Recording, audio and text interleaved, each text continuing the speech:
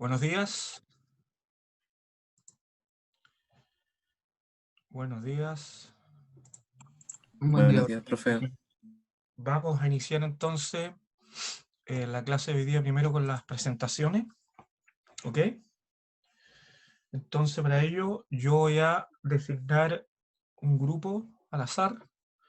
Este grupo tiene que encender sus cámaras y confirmar si va a ser una presentación. Yo estoy habilitando para compartir pantalla para ver si va a mostrar un video o va a ser una presentación. ¿Ok?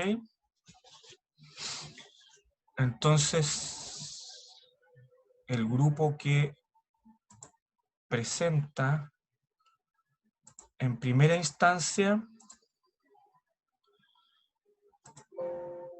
es el grupo 7. El grupo 7 abarca Cortés Mena Villagrán. Enciendan sus cámaras, por favor. Y inicien su presentación.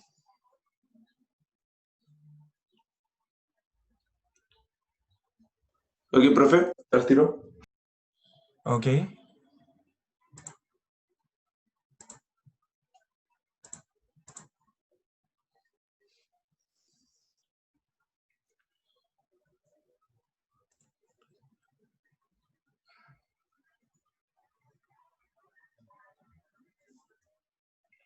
Estaba esperando que uno de nuestros compañeros está entrando. Perfecto.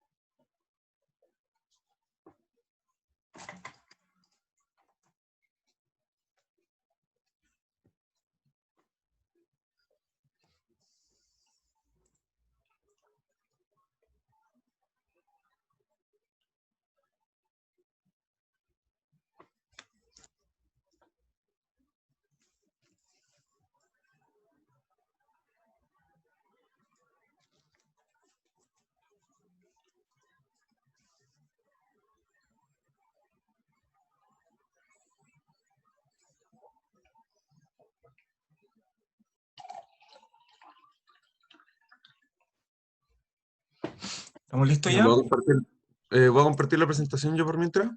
Adelante.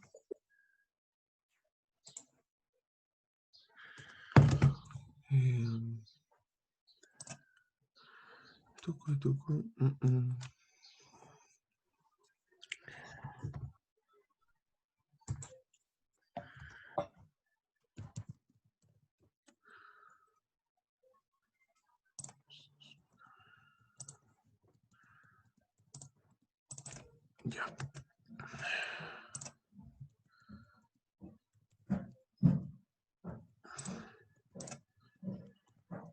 Listo.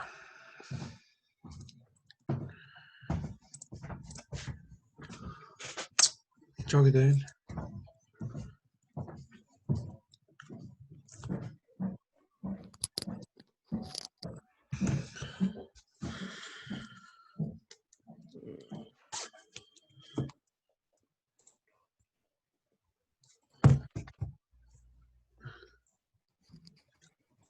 ¿No está el Roberto del Villa? Yo sí estoy. Buenos días, buenos días. Buenos días. Profe. Buenos días. Oye, compartí yo nomás la pantalla de Roberto, así que... Ya, disculpa. Hay como un cuadrado grande. ¿Solo lo veo yo? O... No, sí, es que ¿es de la foto? están los Hagámoslo. participantes. Ah, sí, el de las fotos hay que sacarlo usted también de ahí, sí. Ya, pero voy a compartir entonces la pura ventana. Es mejor.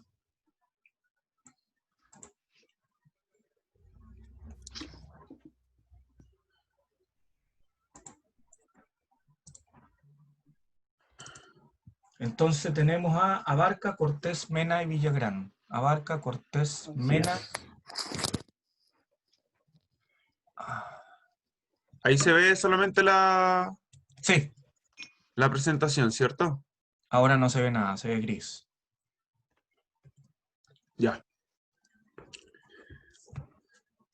Ahí sí.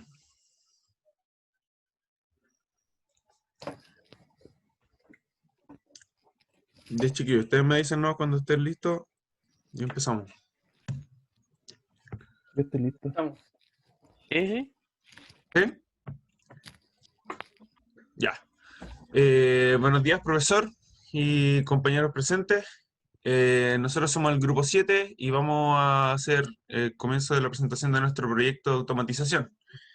Actualmente en nuestro país, a causa de la pandemia del COVID, los servicios de encomienda, tales como Chile Express, DHL, Starken, etcétera, se han visto con una alza en la demanda de sus servicios, ya que debido al COVID la movilidad se ha visto restringida en una gran medida.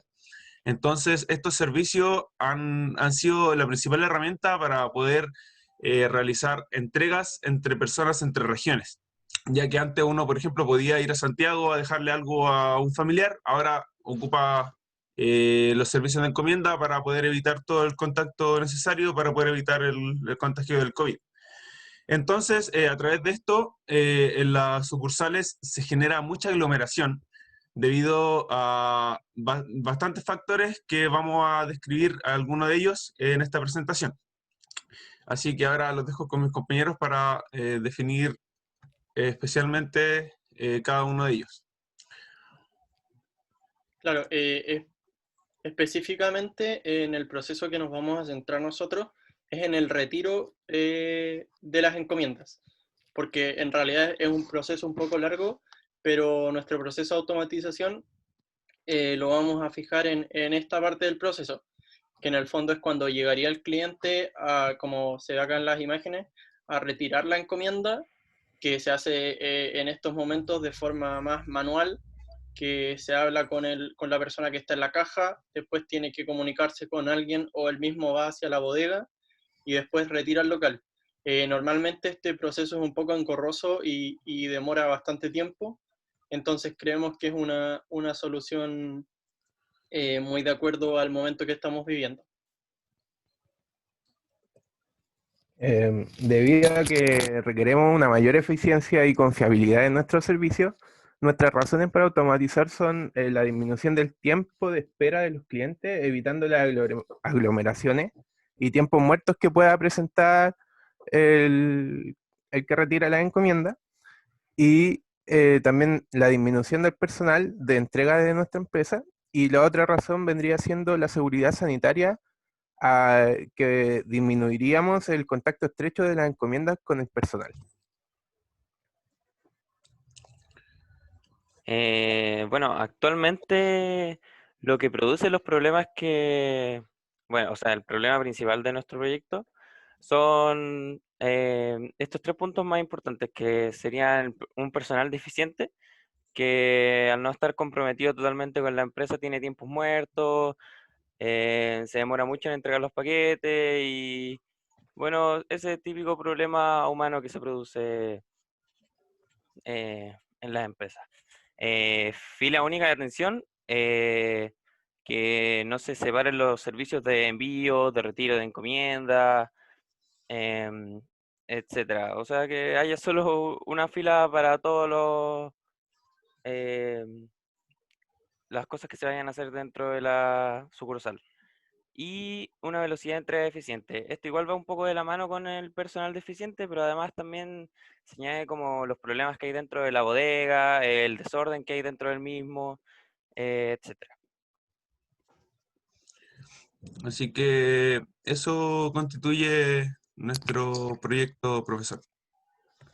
Perfecto.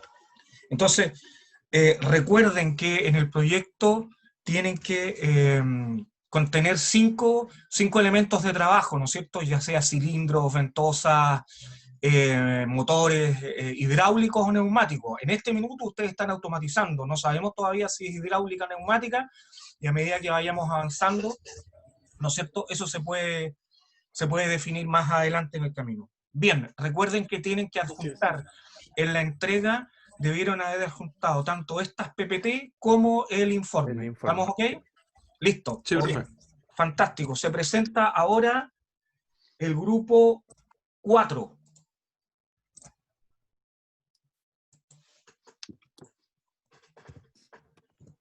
Hola, nosotros grabamos, así que vamos a proyectar el video. Perfecto, ningún problema. Ustedes pueden compartir la pantalla. Y al tiro lo voy a...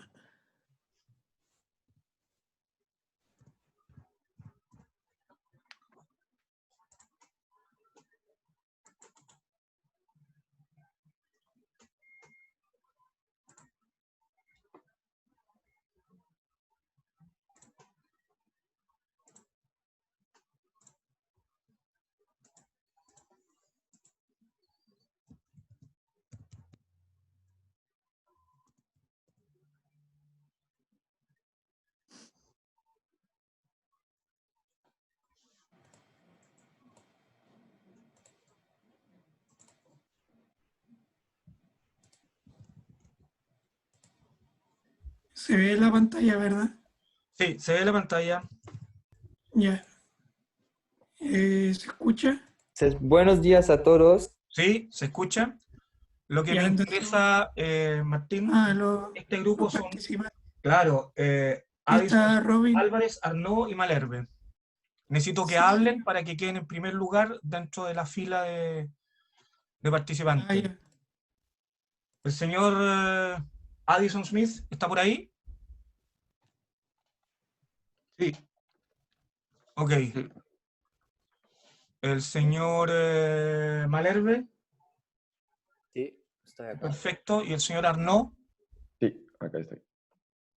¿están con sus cámaras encendidas? Yo veo a Robin. Ian. Sí, estoy en eso. Estoy acá. Buenos días, Buenos días. por fin los conozco de cara. Ok. Vamos con la presentación entonces. Ya. Buenos días a todos. Hoy vamos a os presentar el avance 1 de nuestro proyecto de automatización con mis compañeros Ian Addison Smith, Martín Álvarez, Robin Arnaud y yo, Théophile Malherbe. Entonces, el problema que debemos resolver. El problema a trabajar consiste en la automatización del envasado de paquetes de galletas, es decir, debemos automatizar el sistema desde la salida del horno hasta el empaquetado. Después del horno, las galletas deben estar ordenadas en 3 columnas de 5 galletas para hacer paquetes de 15 galletas. Después se cierra el paquete sobre las galletas. Del proceso de empaquetado salen 2 paquetes por minuto de manera artesanal, lo cual es poco. La automatización es un proceso relevante dentro de la industria alimentaria que permite limitar los riesgos sanitarios y además aumentar las cifras de producción de paquetes.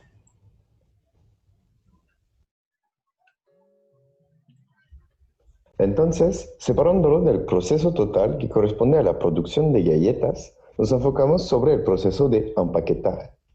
Este proceso empieza desde la llegada de las galletas en la zona de envasado para su posterior distribución en los distintos puntos de venta.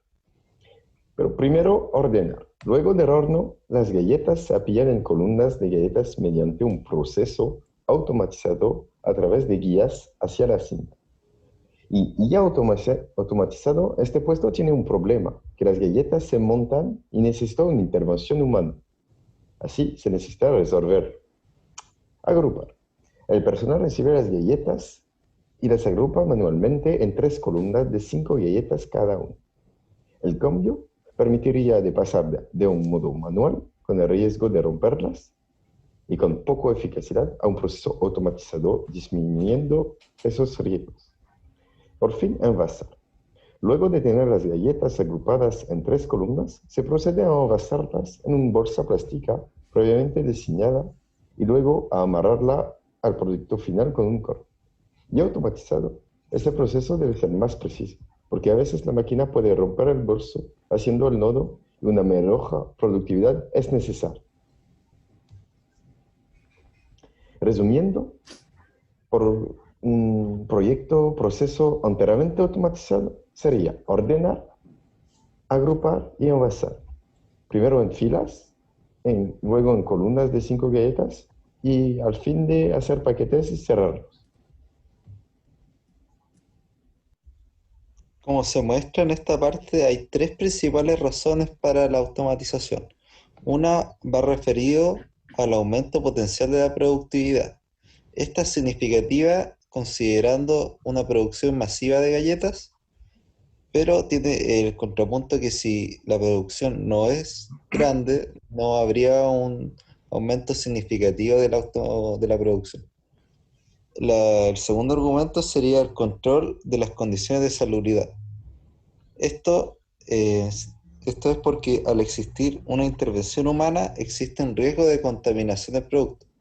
Por ejemplo, podría pasar que un trabajador que experimenta coronavirus afectar una serie de la producción.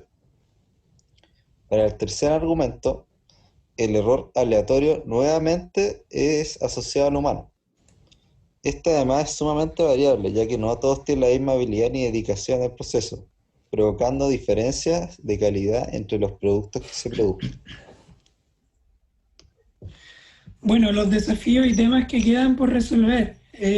Por el lado de los desafíos tenemos el aumento del costo de operación debido a la mantención de equipos de automatización y la pérdida de valor desde el cliente del producto al perder el aspecto artesanal en el proceso. Temas por resolver serían indicar la solución que le vamos a dar a todo este problema, indicar la secuencia de automatización, los diagramas de espacio-fase, espacio-tiempo, qué elementos vamos a utilizar, costos de todo esto, cuánto cuesta traer los equipos, cosas así. Pero lo más importante por ahora sería indicar cuál es la solución del problema. Eso ha sido todo y gracias por su atención. Ok, bien la presentación. Chicos, recuerden de que como producto final de este trabajo, no solo es todo lo que han dicho ustedes, sino que además hacer la comparativa, ¿no es cierto?, entre la solución automatizada y la solución previa que había o la solución manual. Ah, sí. Sí, ¿Eh? en Eso el siempre tiene que informe, estar, recordemos que en eso en el informe siempre tiene que estar considerado, porque lo que estamos haciendo aquí no es por una obra benéfica, sino que es porque queremos aumentar la productividad y en función de eso, ¿no es cierto?, lograr una ventaja económica o una ventaja en mercado, ¿no es cierto? sí, Bien, chicos, en el informe está señalado como desafío la comparativa entre perfecto, la fantástico, eso es necesario, fantástico. Bien, el grupo 2 se presenta ahora entonces el grupo 1. Profe, el grupo que acaba de pasar era el 4, no el 2. Ah, disculpa, el grupo 4 tiene toda la razón. Y lo tengo anotado aquí como el segundo lugar, a eso me refería. Sí. Vamos entonces con el grupo 1, Cisterna, Lerdón, Muñoz, Rodríguez. Hola, profe. Buenos días. Buen día, profe.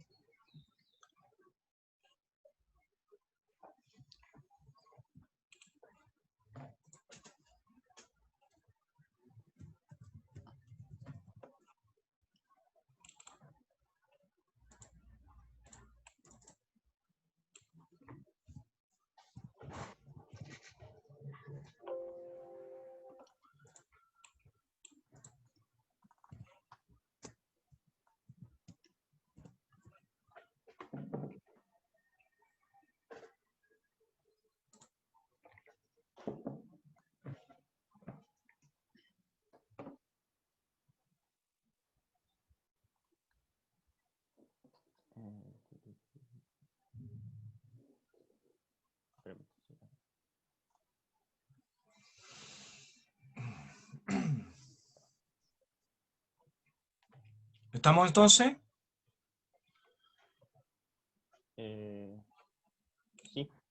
Sí.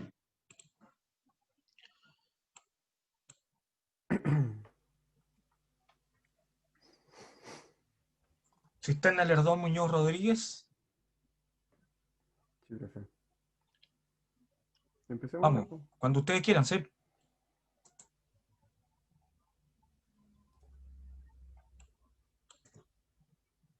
Dale, Claudio.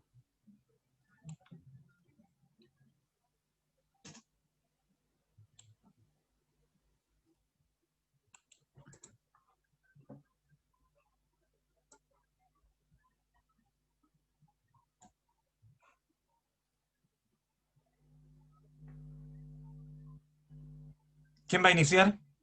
Está ahí. No sé si se le pegó el internet o no. Sí, se ve la presentación. Sí, pero el Matías está ahí. ¿Aló? Ahí sí. ¿Aló? ¿Sí? Sí, dale, Mati. Ya. Buen día, profesor. Buen día, compañeros, compañeras. Nosotros somos el grupo número 1 y nuestro proyecto de automatización es una prensa compactadora de neumáticos. El grupo es de Ricardo Cisternas, Pablo Rodríguez, Claudio Muñoz y el que les habla, Matías Lerdón. Perfecto.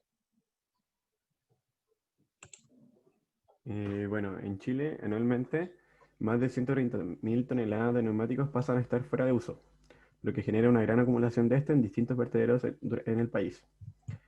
El poder compactarlos conlleva dos beneficios inmediatos: mejora la forma de acopio de estos y además facilita su posterior transporte.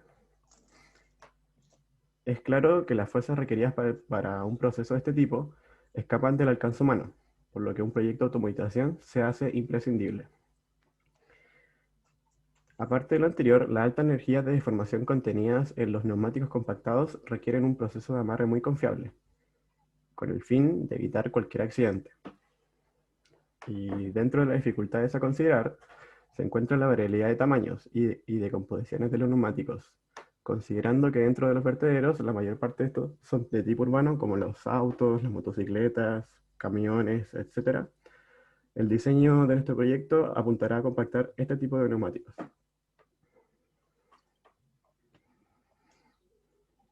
Bueno, a grandes rasgos, nuestra idea es poder diseñar un sistema que sea capaz de compactar neumáticos que no están triturados, como los que se ven en la imagen izquierda, entregando lo que se conoce como balas o fardos, que es lo que podemos ver en la imagen derecha. De forma general, el concepto se basa en una máquina que sea capaz de recibir estos neumáticos mediante una tolva de alimentación hasta superar el volumen de la cámara de compactación ligeramente. Luego esta vía de admisión se bloquea, se procede a compactar y a la vez que la máquina retira la bala, la amarra, dejándola lista para su posterior traslado. Eso es a grandes rasgos el proceso que nosotros vamos a trabajar. Bueno, dentro de las razones, hoy en día, si bien existen centros de acopio, estos generalmente no presentan algún proceso útil para los neumáticos. Entonces, estos se convierten en posibles focos peligrosamente medioambientales, como por ejemplo se puede ver ahí en una acumulación submarina o focos de incendio, en caso de incendio, que contaminan muchísimo. Y por lo que se hace necesario transportarlos hasta puntos donde estos se procesen de alguna forma, siendo de gran utilidad generar una forma eficiente de transporte y organización, que sería el caso de las balas, lo cual se puede lograr mediante el compactado de los neumáticos, optimizando el espacio, minimizando costos y tiempos de transporte. También esto se podría volver atractivo económicamente para proyectos que utilicen neumáticos como materia prima, por ejemplo, pirólisis o ese tipo de tratamiento.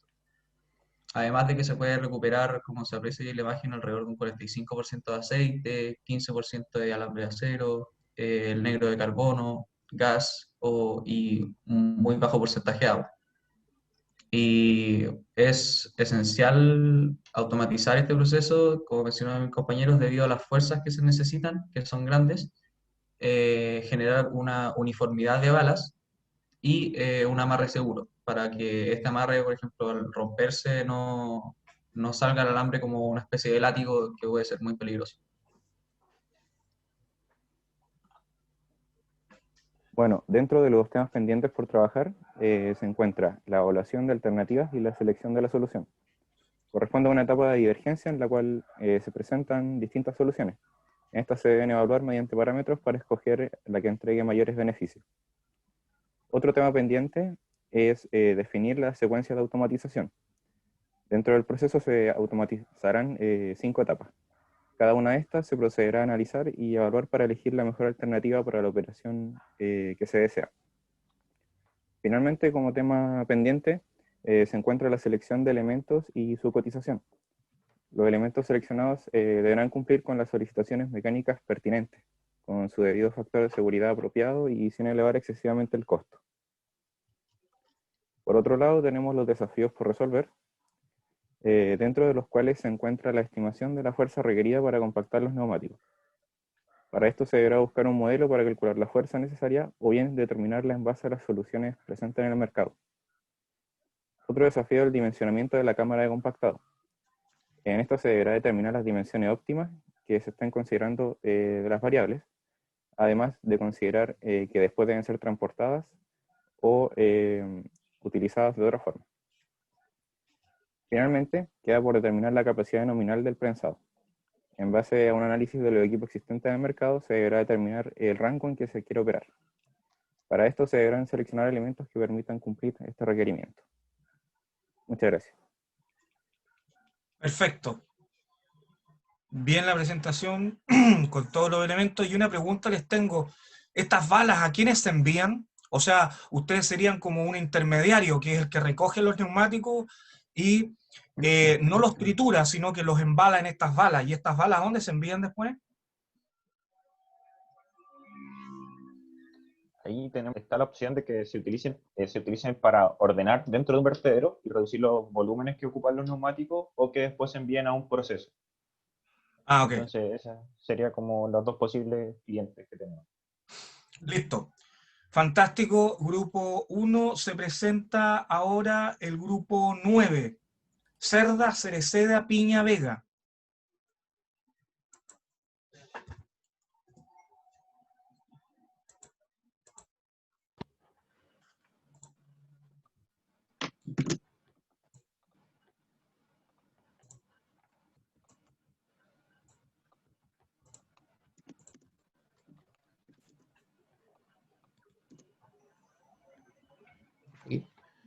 Falta el Sergio.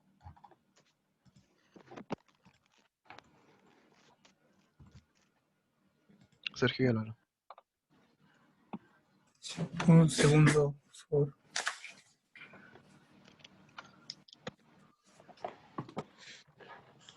Estoy viendo al señor Vega, al señor Piña, al señor Cereceda.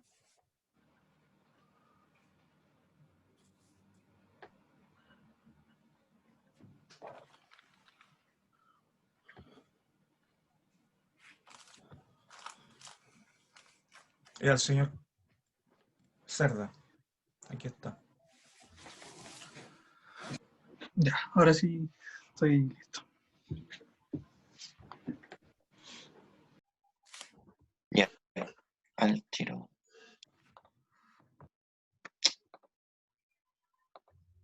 Ahí.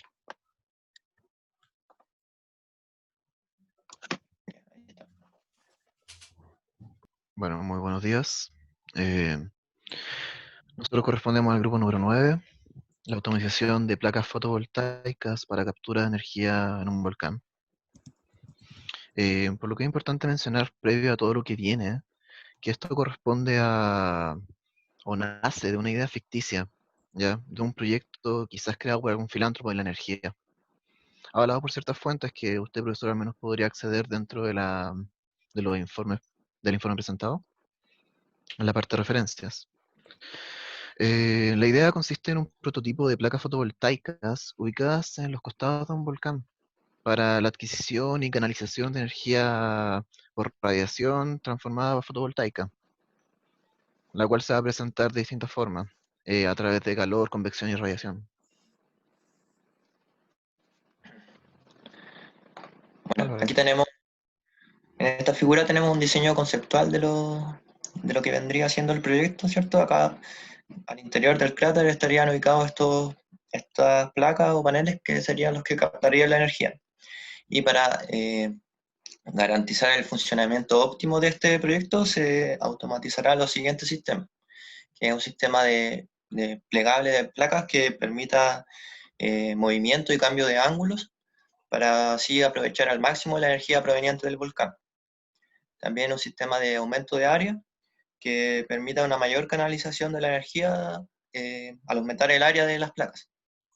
Un sistema de limpieza para remover todo el material particulado, que es principalmente ceniza, que puede haber en el volcán, que al adherirse a las placas puede disminuir su rendimiento. Y un sistema de seguridad y lubricación que garantice la vida útil de estas placas.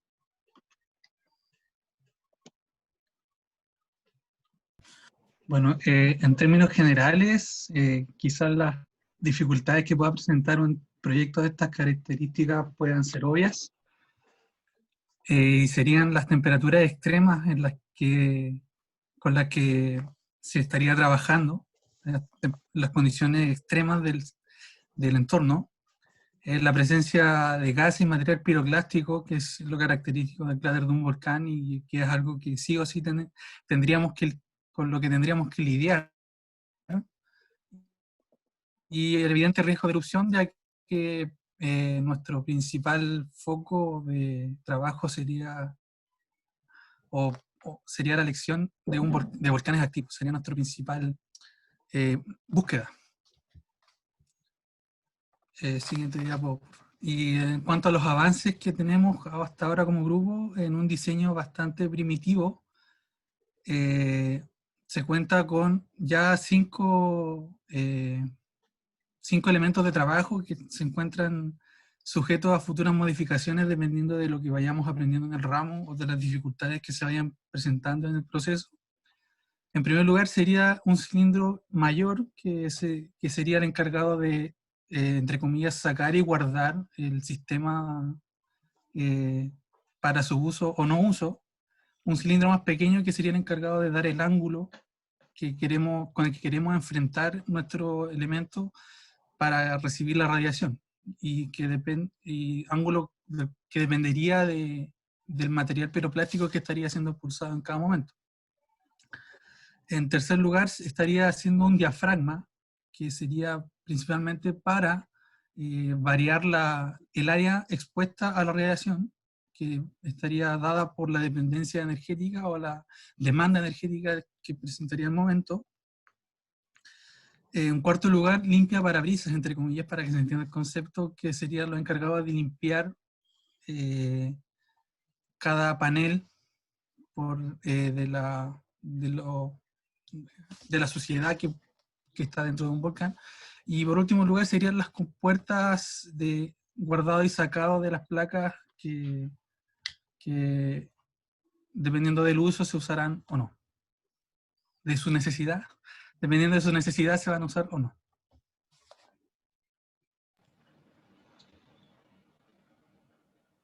Bueno, como temas pendientes y desafío por resolver, está, por ejemplo, definir la secuencia de movimiento de las placas, la cantidad de elementos de trabajo necesarios, funcionamiento del sistema de seguridad, que van a ser parte de futuros trabajos dependiendo de lo que vayamos avanzando con el curso, y definir el tipo de sistema de automatización es uno de los temas más importantes que tenemos pendientes, debido a las condiciones extremas que explicó mi compañero recién. Tenemos que ver si vamos a trabajar con un sistema de oleohidráulica o con un sistema neumático, dependiendo de las condiciones.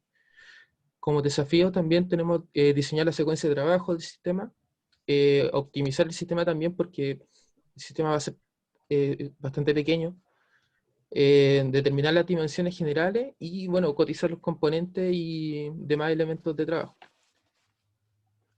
Ahora, como reflexión final, tal vez no queda muy clara la idea, pero la energía de los volcanes, también como radiación como transmisión de calor a través de radiación, la energía fotovoltaica funciona porque, bueno, la idea conceptual viene de que hay unos paneles que pueden captar cierto rango de la energía y transformarla, del espectro visible, transformarla en la energía, en el espectro que absorben los paneles solares. Entonces de ahí viene la idea de hacer paneles solares en volcanes. Y esa sería la presentación, profesor y compañeros. Bien, bien la presentación.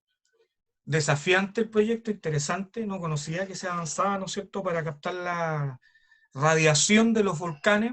En realidad, si uno lo piensa, se utiliza el viento, se utiliza la energía geotérmica, ¿no es cierto?, cuando hay geyser, se utiliza la energía de las olas, la energía de las corrientes de las aguas, pero no había escuchado para los volcanes. Está buena, y lo que ustedes harían, ¿no es cierto?, con estos paneles fotovoltaicos es capturar la radiación del volcán. Entonces tengo que suponer que ustedes cambiaron el tema que al principio habían dicho, que era automatizar sistemas de planchas plegables desde plancha lisa hasta preparada, ¿no es cierto? En efecto, profesor, es el mismo proyecto, solo que los pusimos en contexto. Ah, perfecto. Ok, estoy en este minuto actualizando entonces la información. Espérenme un segundo.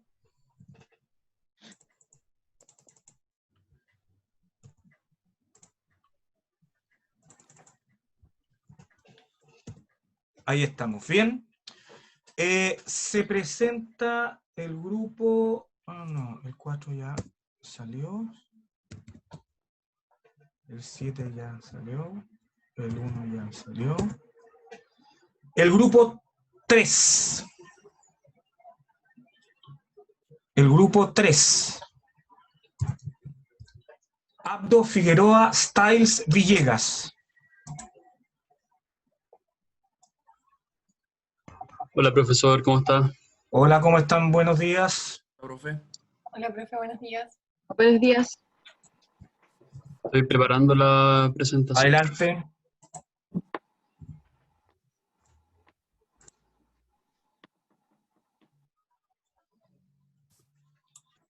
Compartir pantalla. ¿Y me confirman que se ve, por favor? Sí, se ve. Perfecto. Cañón de papas o cómo diversificar la producción de un producto de consumo masivo. Somos el grupo 3, Mirna Abdo, Eduardo Figueroa, Kenneth Styles y Consuelo Villegas. Bueno, yo les voy a hablar un poco sobre el problema. Entonces, como sabemos, las empresas de comida rápida y también que producen papas prefritas, producen grandes cantidades de estas papas que luego son empaquetadas y distribuidas ya sea a restaurantes o supermercados. Esta cadena de producción incluye el lavado y pelado de las papas, luego corte, inspección y un proceso de vapor y de fritura. Pero hoy en día tenemos el problema de que cada vez se ha vuelto más popular, por decirlo así. Por ejemplo, estas llamadas papas rústicas que tienen un tamaño distinto a las tradicionales papas fritas. Sin embargo, el proceso de corte de las papas se realiza a través de una rejilla con navajas afiladas fija, a través de las cuales las papas pasan hasta una velocidad de 120 km/h, gracias a un accionamiento hidráulico.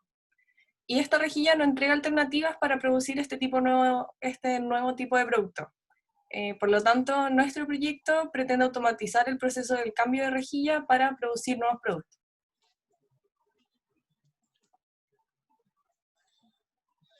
Bueno, como dijo Consuelo, nuestro proceso de automatizar tiene que ver con el corte de papas para la producción de papas prefritas. Actualmente, el proceso de corte de papas consiste en lo siguiente. Papas sin cáscara son disparadas a través de un tubo por medio de acción hidráulica, por medio de agua, hacia una rejilla con navajas. El tema es que estas navajas están fijas y las navajas son las que determinan al final el corte de la papa. Entonces nuestra propuesta es automatizar el cambio de rejilla para que en un mismo equipo, en una misma línea de producción, se pueda trabajar con más de un corte de papa. Entonces, las distintas dificultades que se nos presentan en este proceso durante el proyecto, más que nada, si queremos buscar distintos tipos de papas, vamos a necesitar, o se necesitan ahora, distintos equipos para poder producirlas. Entonces, ahí es donde entramos nosotros y tenemos que idearnos de correcta manera para producir bien el cambio de rejilla y que el cortado se produzca correctamente. Por otro lado, tenemos que hay que controlar correctamente el control de la presión de trabajo para que la velocidad alcanzada por la papa a través del tubo del cañón sea el correcto. Por otro lado, luego de que la papa sea cortada, hay que clasificarla, cosa de que no se confundan o no se mezclen posterior o previo al empaquetado. Y por último, si pasamos a la siguiente diapositiva, vemos el ejemplo de una instalación donde se ve ya la fábrica o la industria de este cortado de papa y se puede ver que se requiere de harto espacio. Generalmente en estos tubos se requiere de una alta longitud para que la papa alcance una alta velocidad.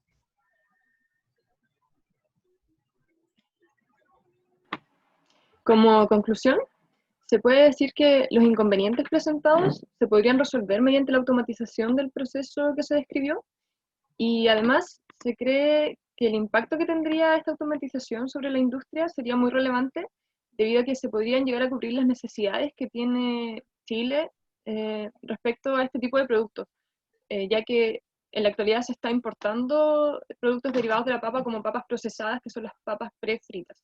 Entonces, con la implementación de este tipo de sistemas se podría solucionar eso y quién sabe si tal vez podría llegar a exportarse este producto.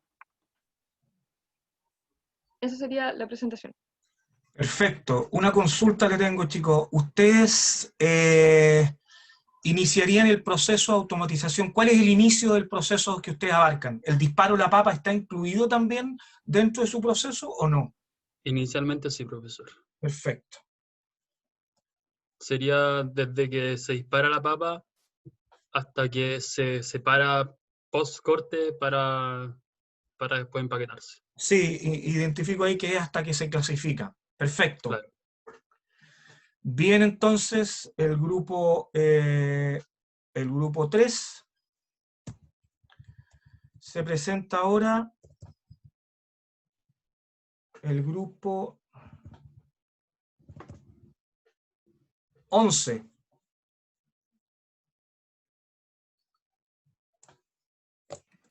Hola, profe, buenos días. Hola, buenos días.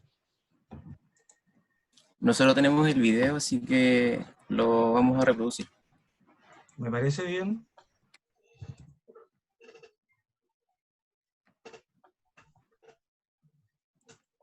El grupo ya entró todo, está el Pipe. El grupo Buen día, profe. 11 son Blanca Concha Fuentes Queda. Buenos días. Buen día. Vamos a compartir pantalla entonces.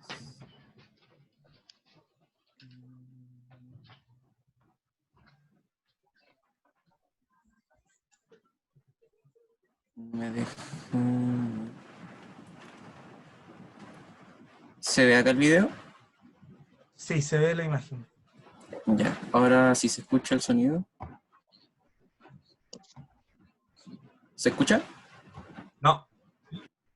Acuérdate que cuando compartas pantalla tienes que decirle, abajo a la izquierda hay un botón que dice compartir audio. Ah, compartir sonido de la computadora. Ah, ya. Compartir sonido del computador, sí.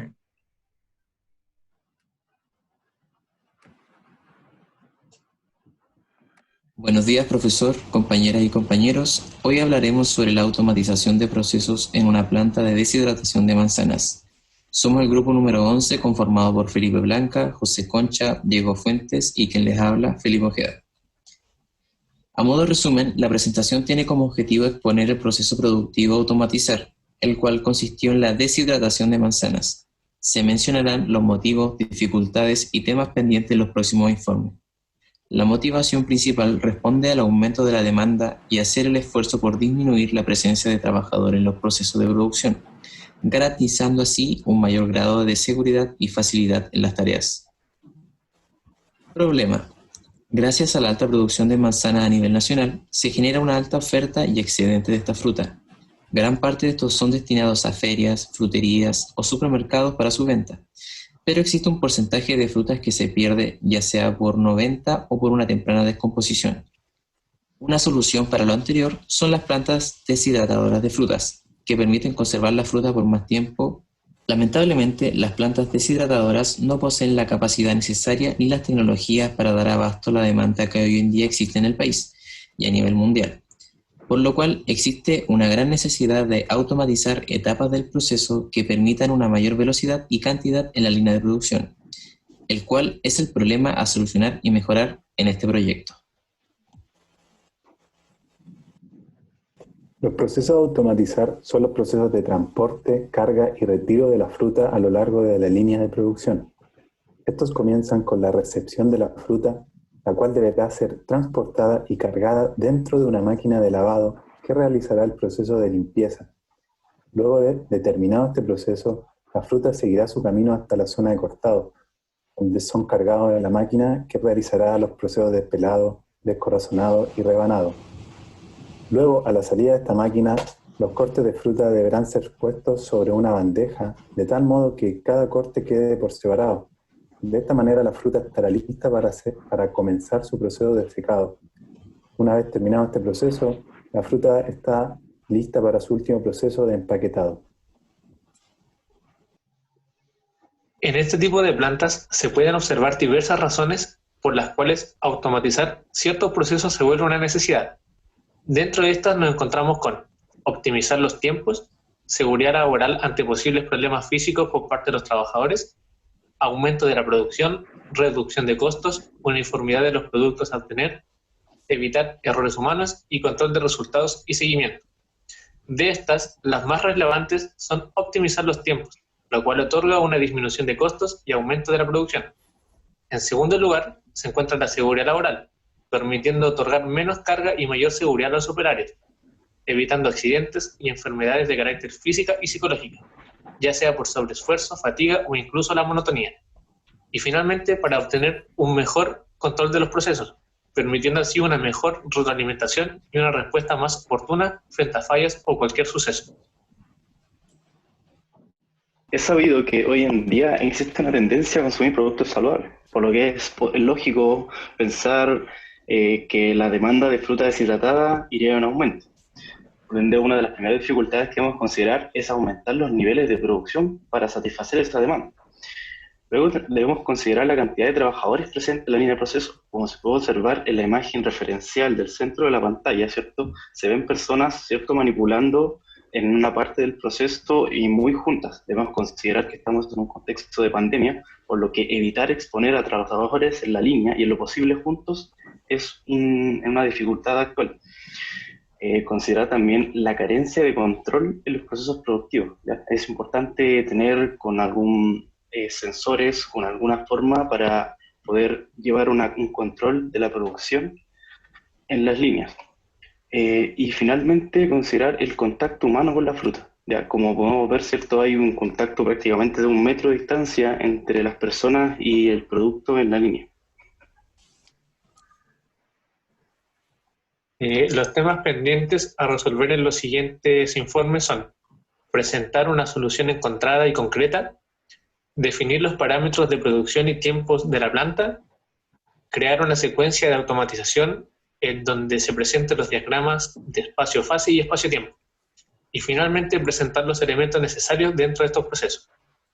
Bueno, compañeros, esta fue nuestra presentación. Gracias por su atención. Bien, entonces, el grupo 11. ¿Cuál era el título de su proyecto? No lo alcancé a anotar. Enseguida, automatización de procesos en una planta de deshidratación de manzanas. Perfecto. Fantástico. El último grupo que presenta por hoy día, mañana van a presentar el resto, sería el grupo 2. Arias Emhart Rodríguez Sandoval.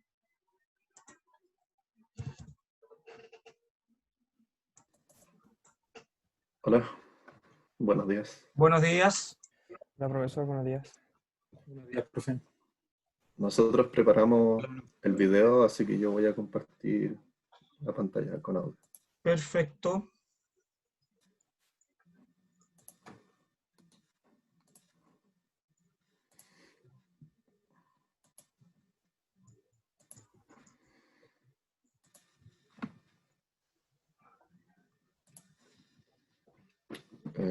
Se ve, ¿cierto? Sí.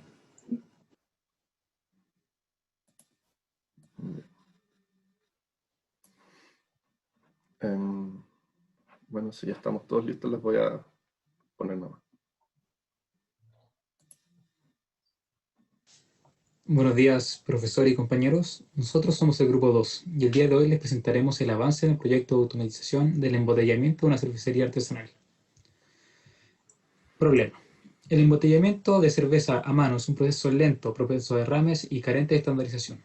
El tapar las botellas puede generar incluso mayores pérdidas en el caso de que se rompa una botella que ya está llena, además de que un operario puede herirse con fragmentos de vidrio roto.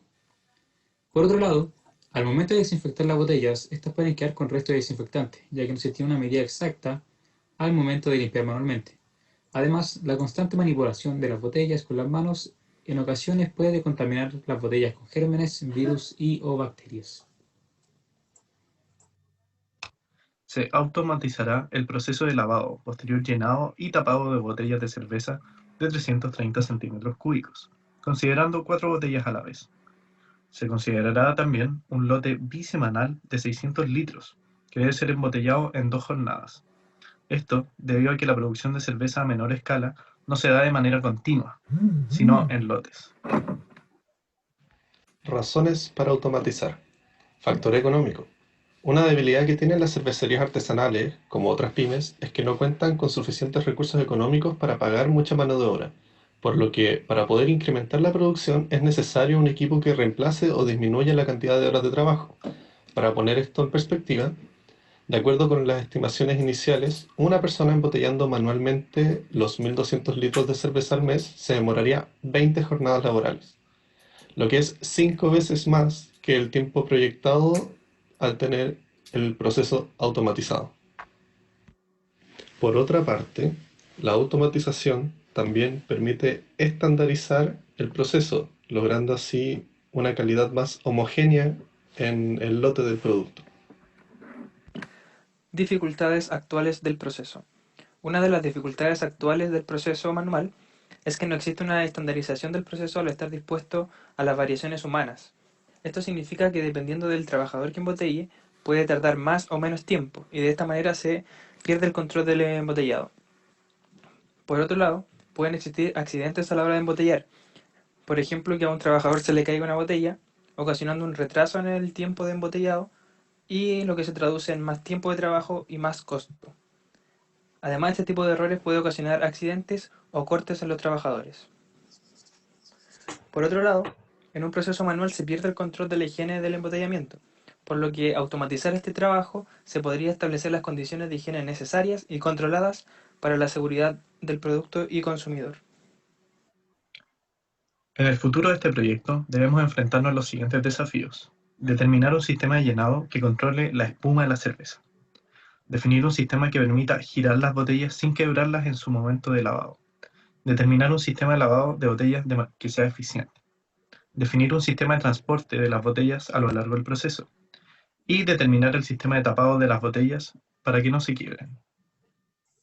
Muchas gracias. Bien la presentación. Entonces, para todos los que presentaron y para los que vienen, recuerden siempre en esta primera presentación poner en contexto la cantidad de trabajo que van a hacer. ¿Cuánto esperan ustedes realizar? ¿No es cierto? Aquí claramente este grupo dijo tantos litros por hora, el otro dijo una cantidad de papas que quiere automatizar, una cantidad de neumáticos que quiere procesar, porque eso en el fondo les va dando a ustedes los parámetros para poder identificar las velocidades y las fuerzas que tienen que ejercer durante su proceso de automatización. Bien, entonces vamos, voy a compartir la pantalla con la presentación donde quedamos la sesión pasada. ¿Alguna consulta hasta ahora de lo que son estas presentaciones?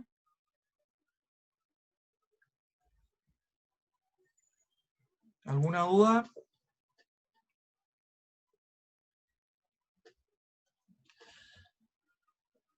Ok, entonces voy a compartir ¿Dónde habíamos quedado la sesión pasada? Recordemos entonces que estamos revisando los diferentes tipos de válvulas de un sistema que se usan en un sistema neumático y estábamos tratando de aprender a identificar las válvulas en función de su imagen constructiva. ¿Ok? Vamos a seguir con este ejercicio y para esta válvula, necesito entonces que un voluntario, espérenme un segundo, ahí está, le estoy bajando el volumen al celular. Necesito entonces que un voluntario identifique esta válvula, ¿no es cierto? Recordando que una válvula tiene que nominarse según su constitución interna, el número de vías, el número de posiciones, la forma de activación y de retorno, y finalmente la talla o el caudal, que en este caso no está mencionado. ¿Algún voluntario?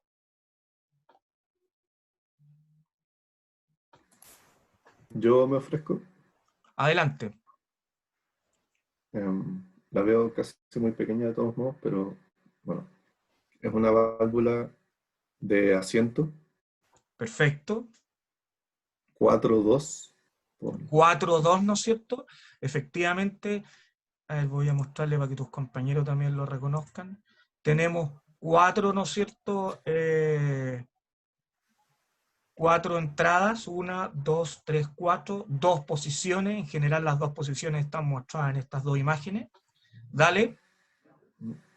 Activada por solenoide. Activación por solenoide. Retorno por resorte. Retorno por resorte. Fantástico. Entonces, efectivamente, es una 4-2. Y les voy a pedir entonces que ahora dibujen cuál sería la conexión de esta válvula. ¿Cuál sería el esquema o la simbología de esta válvula?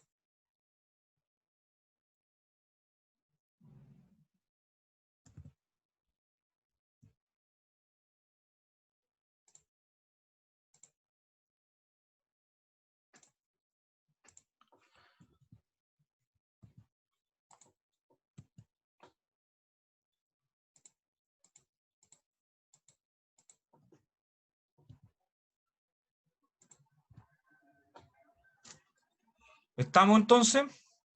Lo que ustedes debieran tener entonces en este caso es una conexión de este tipo. Bueno, ahí faltó efectivamente. Vamos a dibujar acá el resorte.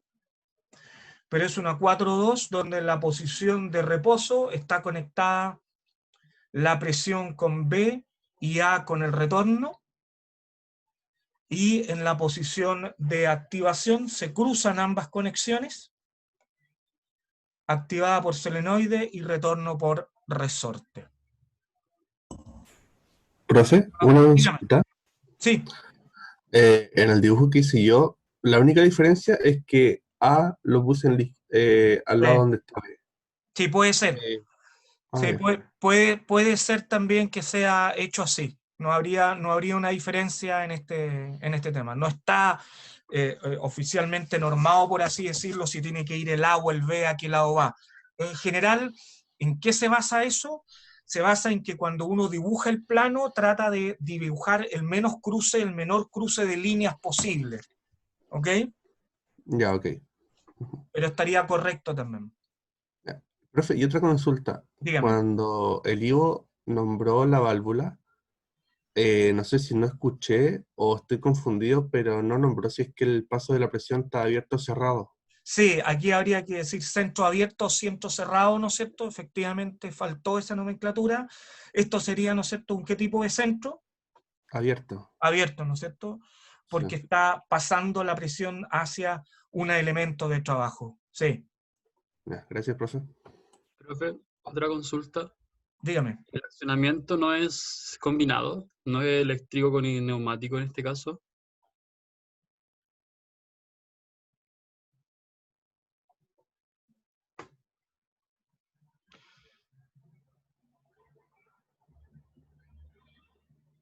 Mira, buena observación.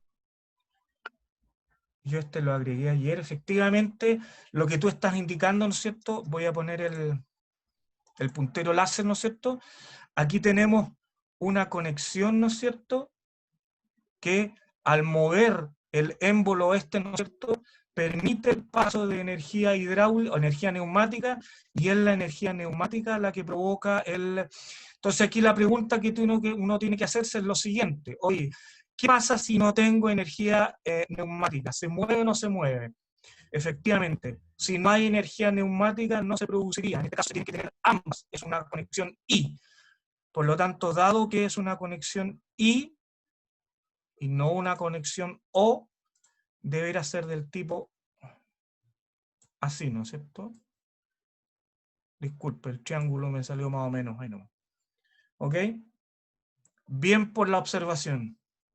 Es una combinación de energía eléctrica por el solenoide, pero también de energía neumática, que si no existe la energía neumática no se activa el elemento, la válvula. Bien. Profe, consulto.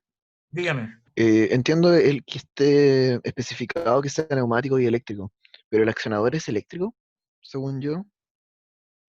Sí, lo que pasa es que si tú no tienes energía eléctrica, el sistema no funciona.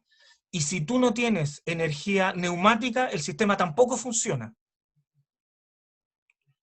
Cuando en general, si tú te fijas en esta anterior que teníamos acá, aquí bastaba solamente con la energía eléctrica para que funcione.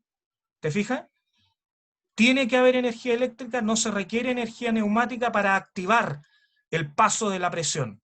Está claro que si no hay energía neumática, no pasa la presión, pero no se activa igual, ¿te fijas o no?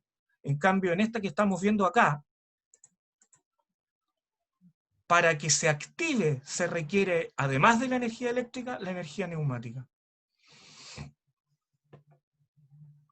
Ya que lo veo, gracias.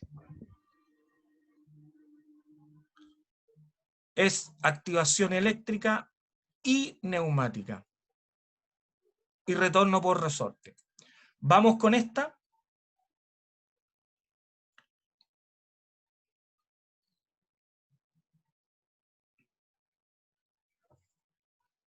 ¿Quién se ofrece voluntario?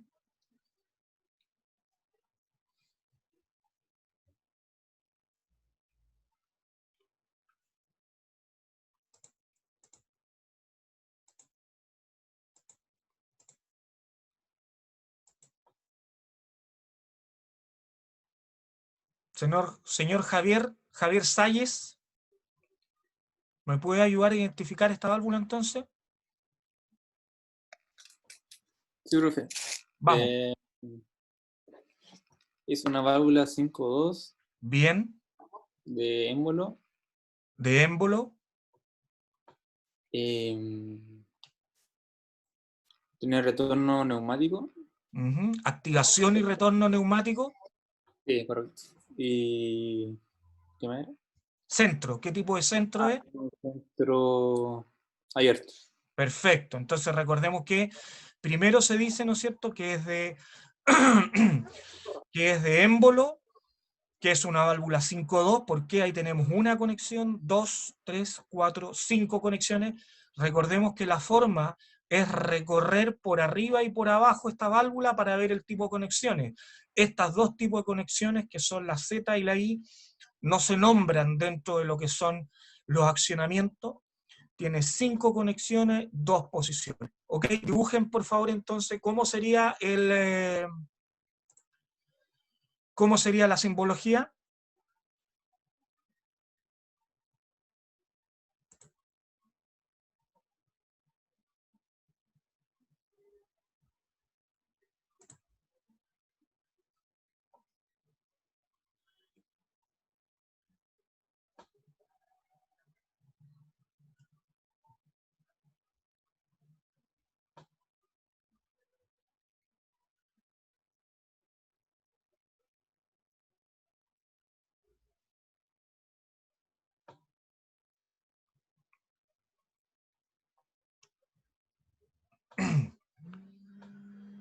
Revisamos entonces cómo sería la simbología.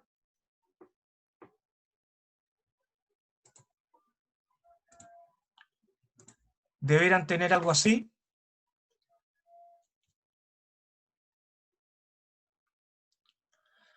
P conectado con B, A conectado con el retorno y la R cerrada. Y en la posición de trabajo, P conectado con A, B conectado con el retorno y la conexión S cerrada. En este tipo de válvulas funciona muy similar a lo que es el 4-2. Si lo único es que para efectos de facilidad de constructiva, ¿ok?, se tienen 2 escapes, el R y el S. ¿Ok? Y tenemos además que el accionamiento y el retorno es de tipo neumático. ¿Ok? O sea, si la señal Z se apaga, esta válvula no vuelve a su posición de reposo. Necesita de la señal I para que vuelva a su posición de reposo. ¿Alguna duda, alguna consulta? ¿Vuelvo una pregunta? Sí. Dígame. Sí. Profe, ¿por qué cuando están en reposo a las vías se le dibuja como unas líneas de continuación? Disculpa, no te entendí. ¿Por qué cuando están en reposo? Ah, ¿esas líneas dices tú? Sí. Es que eso indica que es la posición de reposo. Esas son las conexiones. Entonces ahí tengo A, B, R, S. Normalmente uno lo que tiene de aquí es la línea que sigue, ¿no es cierto?, hacia, por ejemplo, un válvula de doble efecto. Entonces, esta indica que es la posición de reposo y esa es la posición activada. Ya, profe. Y la otra pregunta que tenía era cuando son tres fases, la del medio es la de reposo, ¿no es cierto? Sí, efectivamente. Cuando son 3 posiciones, la del medio es la de reposo. ¿Y si fueran 4? ¿O no es posible? Sí, lo que pasa es que, a ver, no es usual que hayan más de 3, ¿no es cierto? Porque tú necesitarías doble activación por un lado y freno por el otro. Entonces, normalmente, para aplicaciones especiales puede ser, pero no digamos que lo normal, ¿no es cierto?, es 3 el máximo de posiciones. Ya, profe. Gracias. El otro tipo de válvulas que vamos a ver entonces son las válvulas de bloqueo. Las válvulas Perdón, de profe, bloqueo, disculpe, dígame. antes de que continúe, quería preguntar por qué en la válvula de este ejemplo la P no estaba a la izquierda. Se supone que la P usualmente iba a la izquierda cuando Es uno hacía que estas representaciones. cuando hay 2 escapes, la P se pone al centro. Ok. ¿Ok? Cuando Sí. está sola, en el fondo es la R la que deja de existir, y cuando aparece la R se coloca al lado izquierdo. Siempre es tratando de que no haya cruce, el menor posible cruce de línea. ¿Ok? Entendido. Válvulas de bloqueo, entonces. Las válvulas lo que hacen es permiten, ¿no es cierto?, el paso del fluido en un sentido, cerrando en el sentido contrario. Los tipos de válvula de bloqueo que vamos a ver son antirretorno o válvulas de check, válvulas selectora de circuito, válvulas reguladoras de caudal en una dirección, válvulas de escape rápido y válvulas de simultaneidad. La primera de estas válvulas es la válvula antirretorno. La simbología puede ser tal cual está aquí a izquierda o derecha. La diferencia de este resorte es para evitar el golpeteo. ¿Ok? Si se fijan entonces, en el sentido, en este caso, el flujo va de derecha a izquierda, no puede pasar. ¿Ok? Y cuando el flujo va de izquierda a derecha, ¿no es cierto?, puede pasar, ¿no es cierto?, venciendo la presión del resorte.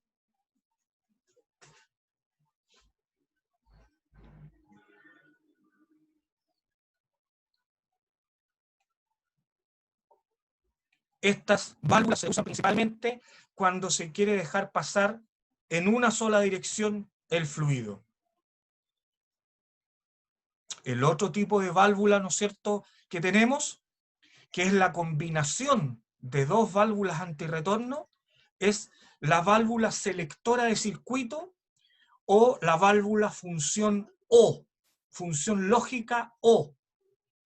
Fíjense que en este caso puede venir la presión desde el lado izquierdo o desde el lado derecho, pero solamente pasa hacia A de un solo sentido, no de los dos. Cuando viene por el lado derecho, la bola, ¿no es cierto?, o el asiento se corre hacia el lado izquierdo, bloquea la presión del lado izquierdo y pasa hacia A, y cuando viene por el lado izquierdo, se bloquea el lado derecho y la presión pasa hacia A. La simbología es esta que tenemos acá. Y esto es una función O, porque viene de un lado o del otro. De cualquiera de los dos lados que se active, pasa la señal hacia A. ¿En qué situaciones se usa? Por ejemplo, para el mando de un cilindro de simple efecto sería esto. ¿Quién me puede explicar lo que está haciendo este circuito?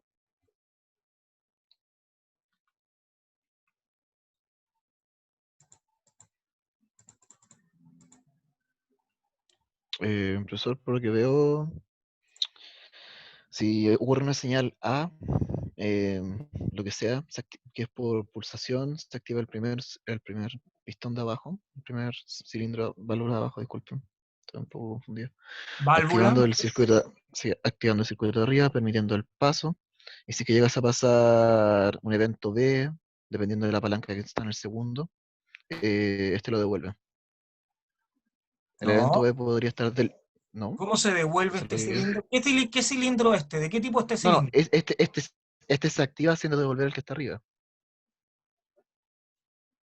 No te entiendo. Primero identifiquemos las partes. ¿Qué es lo que es esto? Por supuesto.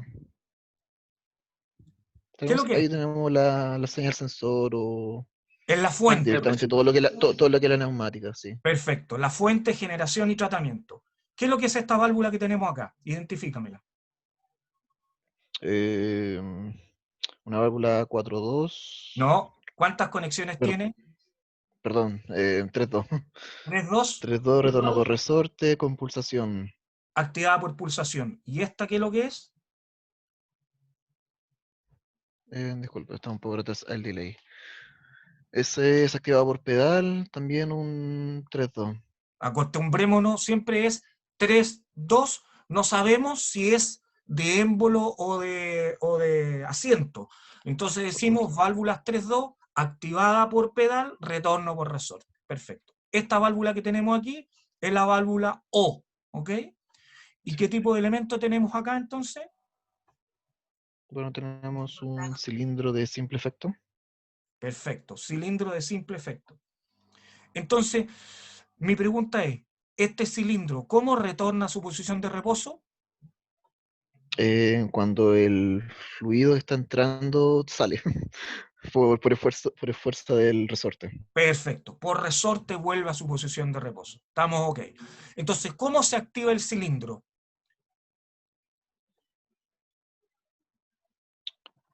Ok, ocurre el evento de pulsación, por ejemplo, permitiendo el paso desde la neumática hacia la nueva válvula de no. O, por eso se llama válvula O, ya sea que es por pulsación o por pedal, se activa el cilindro. Perfecto. Esa es la función de la válvula O. Lo mismo tenemos si quisiéramos activar para un cilindro de doble efecto. ¿Ok?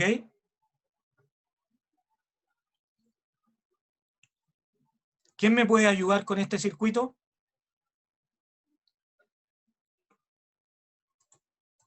¿Quién se ofrece voluntario?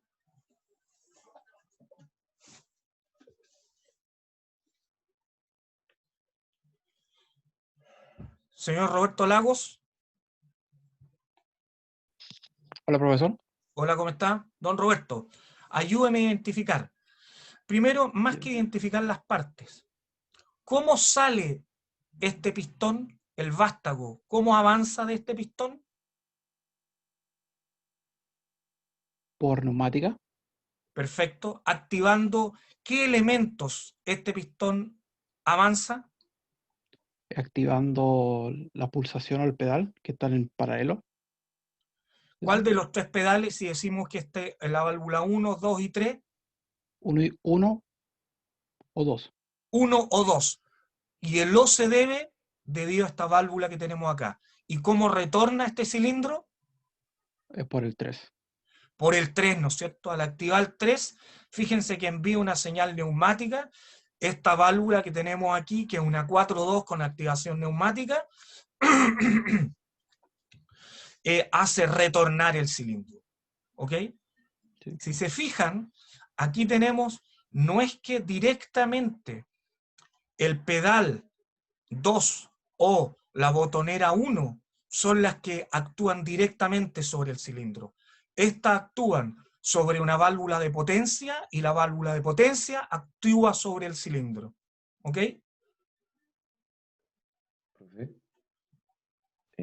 ¿Alguna consulta? Sí, una. Si paramos de apoyar sobre el botón para hacer salir el vástago y que no apoyamos sobre la pedal para hacer el retorno, ¿es que el cilindro se queda en posición libre? Veamos qué es lo que hace el sistema. Yo apreté este botón y lo solté. Está claro que en el minuto que lo apreté, ¿qué sucede con esto? Sucede que aquí se conecta, ¿no es cierto?, la energía va hacia Z y Z activa esta válvula y la deja en la posición de trabajo. Y al dejarla en la posición de trabajo, la energía va hacia el lado A y el vástago sale. ¿Perfecto? Cuando dejamos de aplicar presión sobre este botón, esta válvula retorna. Al retornar esta válvula, se corta esta energía, se corta la energía. Pero, ¿esta válvula en qué posición quedó? Quedó en la posición activa. Esta válvula, mientras no vea una señal desde el lado derecho, este pedal 3, ¿no es cierto?, no va a retornar. Y mientras esta válvula esté en la posición derecho, veamos que la presión constantemente está pasando hacia el cilindro. Por lo tanto, usted podría manualmente mover el vástago hacia adentro. No, solamente en un censo, pero ya está al fin de curso. Sí. O sea, aquí no tenemos nada dibujado, entonces estaría el vástago afuera con presión en la cámara del lado del émbolo, por lo tanto no se podría retornar este vástago. Claro. Hasta el momento en que yo apresione el pedal 3, que cambiaría la posición de la válvula, y al cambiar la posición de la válvula, retorna el cilindro. ¿Ok? Entiendo. El otro tipo de válvulas un segundo, que tenemos... por favor. Disculpe, En no la le imagen escucho. anterior. Una pregunta con respecto a la imagen anterior. Dígame. En la práctica, ¿qué sucede si ambos eventos suceden para una válvula de nodo? Si ambos eventos suceden, Sí. ok. Llega alguien, presiona el pedal, llega alguien y presiona el botón. Ok, veamos entonces. En esta válvula, esta posición del asiento va a cambiar. Por ejemplo, yo presioné el botón primero, el asiento quedó hacia el lado derecho. Mientras no se presione, no va a cambiar esta posición. Por lo tanto, en el evento en que a la siguiente encendido se presione al mismo tiempo, va a prevalecer que, dado que el asiento ya está en exposición, va a pasar por el lado del botón. Ahora, lo importante en esta válvula O es que, independientemente si fue uno primero u otro después, cualquier señal, ya sea la del pedal o el botón acciona, ¿no es cierto?, la activación. Eso es lo importante. Ya vamos a ver cuando no queremos que ocurra esto, que es una válvula I, que también la tenemos. ¿Ok? Aquí no es necesario que ocurran al mismo tiempo los eventos para que se active. Basta que se active uno u otro. Si ocurren al mismo tiempo, va a predominar, ¿no es cierto?, en la posición que el asiento estaba en la válvula de la actuación anterior, de la activación anterior.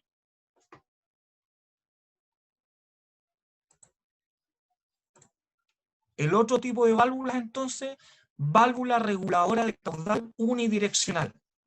Y vamos viendo aquí por qué se llama reguladora de caudal unidireccional. Cuando el flujo viene de 1 hacia 2, ¿por dónde pasa el fluido?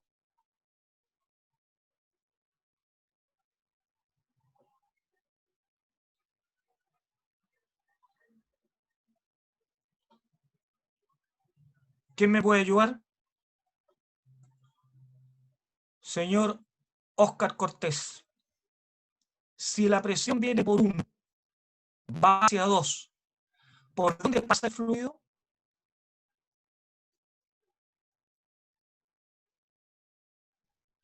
No sé, profe. Veamos, pues. Viene por acá. Aquí se encuentra con una bifurcación. Puede ir hacia esta válvula. ¿Qué tipo de válvula es esta, Óscar? La check. Es una válvula de check. ¿Y qué tipo de válvula es esta cuando está sola?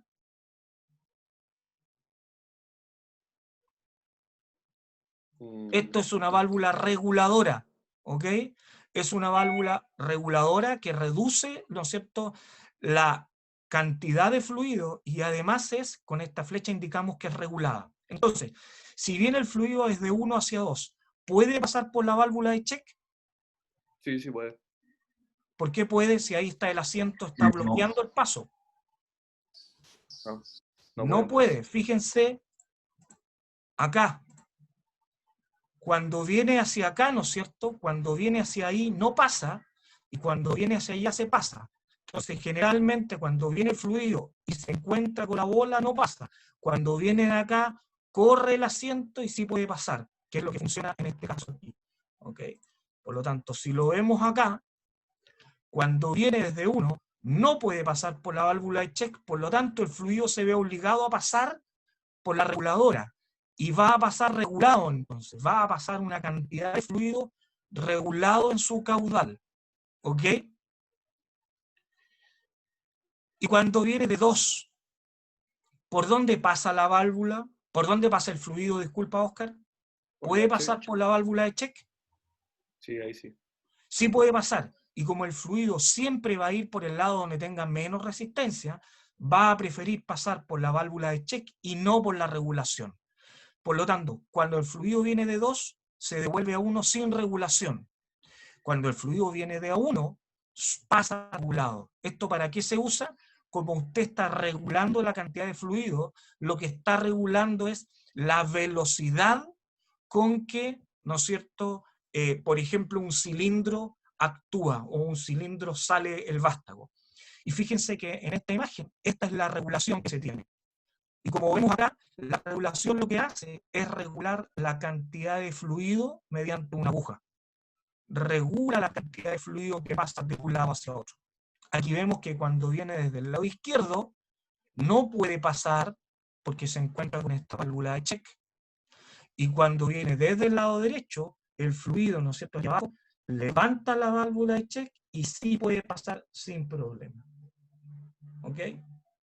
Profe, ahí como mecánicamente, ¿cómo es que se va regulando el caudal? Es con mecánicamente lo que tú tienes aquí un tornillo, y este tornillo lo que hace es hacer avanzar o retroceder esta aguja y permitiendo o regulando el paso del fluido en función del espacio libre que queda en este canal. ¿Ok? Ah, ya, perfecto, perfecto. Entonces, como el caso más Cuando extremo, tú, si yo quiero que pase muy poco, sería lo más abajo posible. efectivamente, y en el caso si yo abro esto, ¿no es cierto?, se retrae la aguja y al retraerse la aguja pasa todo el fluido. ¿Okay? Perfecto. Aquí tenemos la misma indicación, ¿no es cierto? ¿Ok? Donde en este caso este resorte lo único que hace es ir al golpeteo. Por acá es la entrada libre y por acá es la entrada regulada.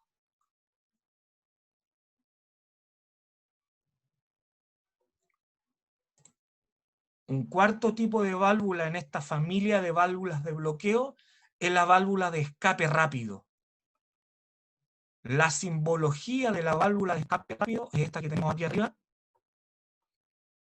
O es esta que está acá. Esta señal que tenemos aquí punteada es justamente una señal de activación. ¿Ok? Donde si se fijan, cuando la presión va de P hacia A, o sea, digamos que va hacia el cilindro neumático, se actúa el vástago y el fluido va directo hacia allá. Pero cuando la señal viene desde A hacia P, cuando viene por aquí, esta misma señal A le entrega un aviso, le entrega una señal, digamos, para que se corra este asiento, y el A no va hacia el retorno estándar, sino que va hacia un retorno que está libre. No se devuelve por el mismo camino el fluido, sino que va hacia la atmósfera directamente. Aquí la tenemos con silenciador, conectado directamente a la válvula o conectado separado de la válvula. Y aquí lo tenemos sin silenciador. ¿Cuándo se usa esto? Por ejemplo, en este caso, que yo quiero que la velocidad de retorno del cilindro sea lo más rápida posible. Por lo tanto, apenas aparezca la señal A, esta válvula, ¿no es cierto?, se mueve hacia el lado de P y el fluido o el aire pasa directamente al escape.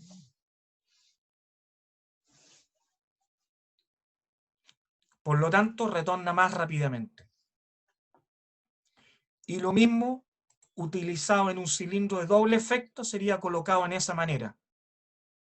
Al colocarlo de esta manera, lo que tenemos es que cuando el vástago retorna más rápidamente. Fíjense en este circuito. ¿Cómo se activa la salida del vástago en este circuito?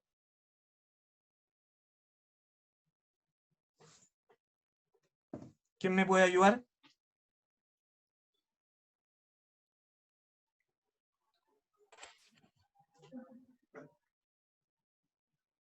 No le escucho si alguien intentó hablar. Se quedó con las ganas de hablar. Señor Juan Pablo Araya. No, disculpe, ¿quién está hablando? Dígame. Yo, Eduardo Figueroa. Con Eduardo, la pulsación de la válvula de la izquierda. ¿No es cierto? Perfecto. El cilindro se activa esta válvula. Al activarse esta válvula, ¿no es cierto? La presión va por este lado. Esta válvula de check se corre hacia el lado derecho y el fluido entra. Por lo tanto, el vástago se activa. ¿En qué minuto retorna este cilindro entonces, Eduardo? ¿En qué minuto retorna al activar al retornar la válvula que activamos? Ya, si retorna esta válvula, ¿qué pasa? ¿Se devuelve el cilindro si yo dejo de apretar el botón? Creo que sí. No.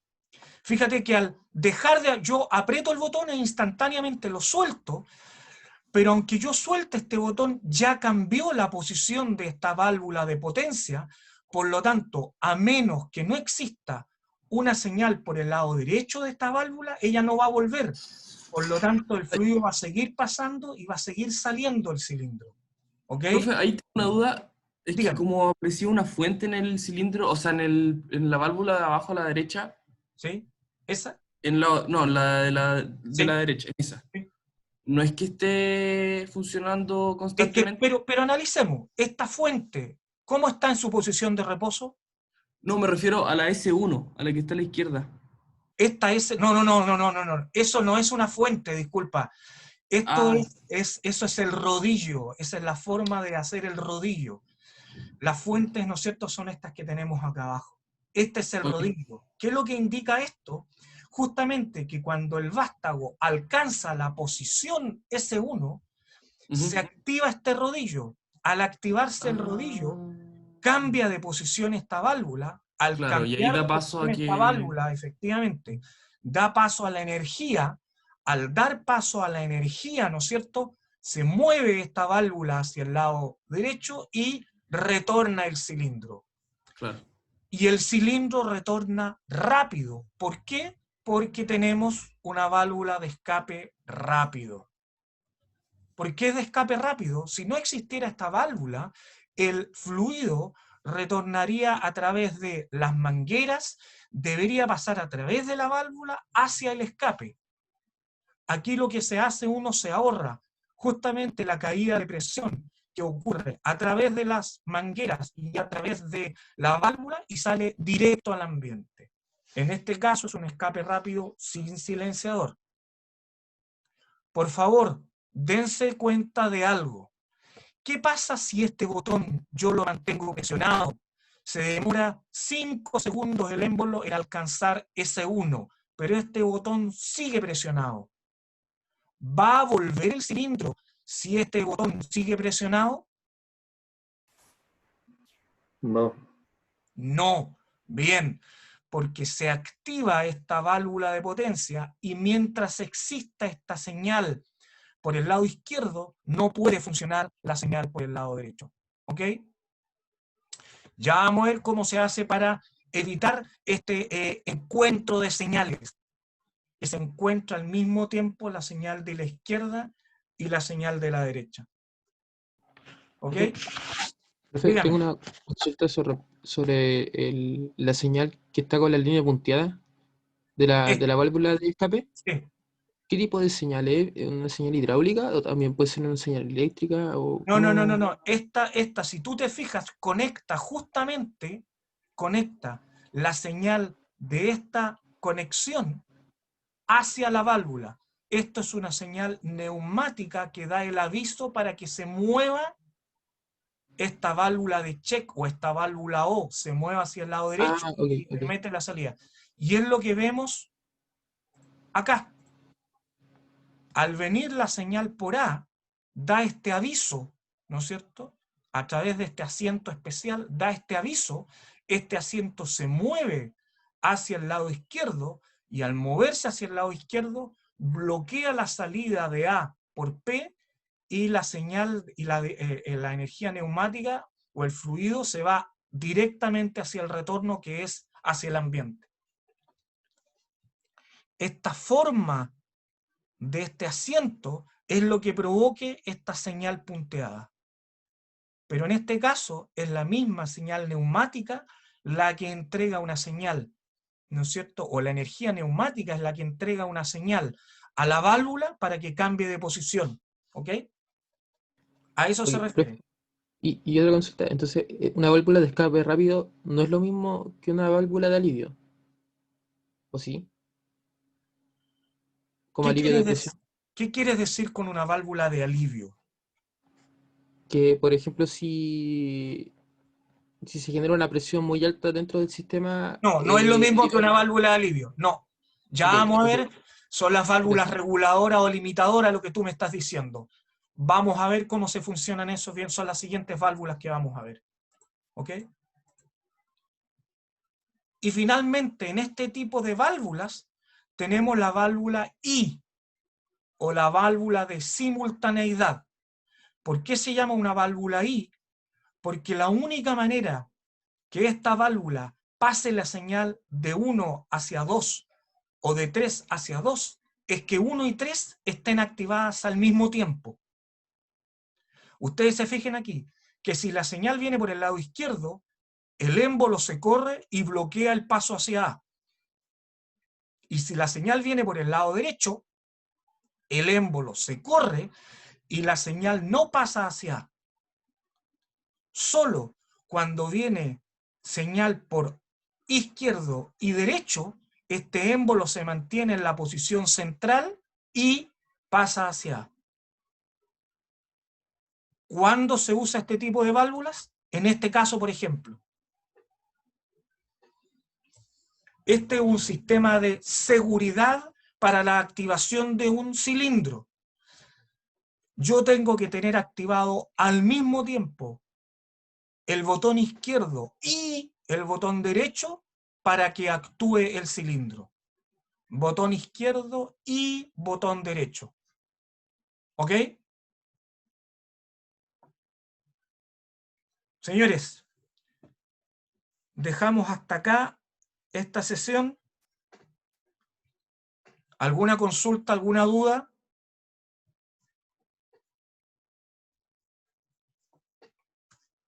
De hecho, vamos a retomar con esta válvula la próxima sesión. ¿Alguna consulta, alguna duda? No. Señores, No, que profe. estén muy bien No, profe. entonces. Nos vemos el día jueves. No, profe, está Ya, bien. profesor, que esté bien. Chao, gracias. Chao, profe. Chao, chao. Chao, profe, que esté bien.